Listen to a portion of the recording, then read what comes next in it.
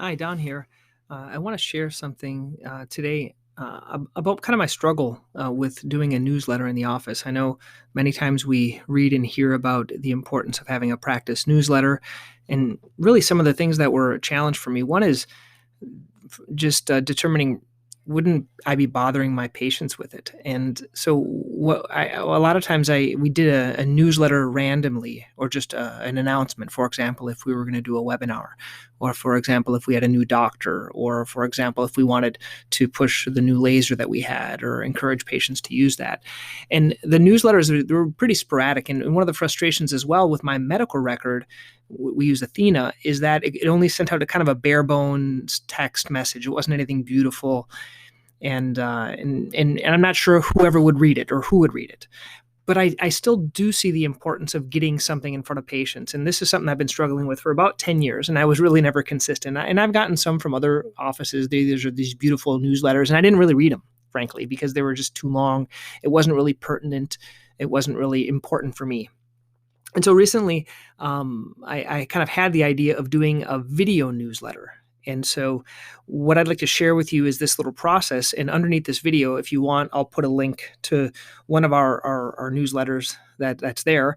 And basically, January 2021, I did a video newsletter. I'd like to know what you think about it. But basically what I did is I went to there's different ways you can record it, okay? But what I used was something called Prezi, Prezi, and I'll put a little link to that underneath. Basically, it's a free way of doing a presentation, and then you kind of record your face with the presentation just kind of popping up as a PowerPoint. That's instead of like doing a Zoom where you show your full screen and just your little picture of yourself, which is really, really small. This one allows it to be like 50-50. Your slide on one side and then you on the other side. That was the benefit of doing it with Prezi. The slides itself, I'll put a little link underneath the video as well.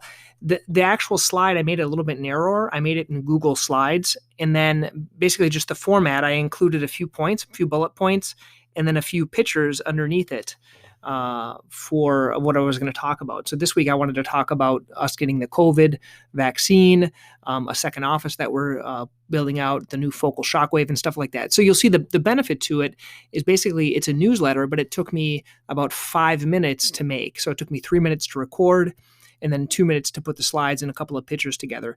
That's the benefit. If it would have been me having someone else do it, or paying someone, we considered that, because there's these newsletter services. But really, a video newsletter, I think, with 3 minutes, and then we'll send it out to the patients, and I'll kind of let you know how it goes. But it's going to be really easy to do in that 3 minutes. So just an idea about doing a video newsletter. I'd like to know your thoughts, or if you need any help, please just send me a voicemail here, a voice message through this podcast. Okay, thanks.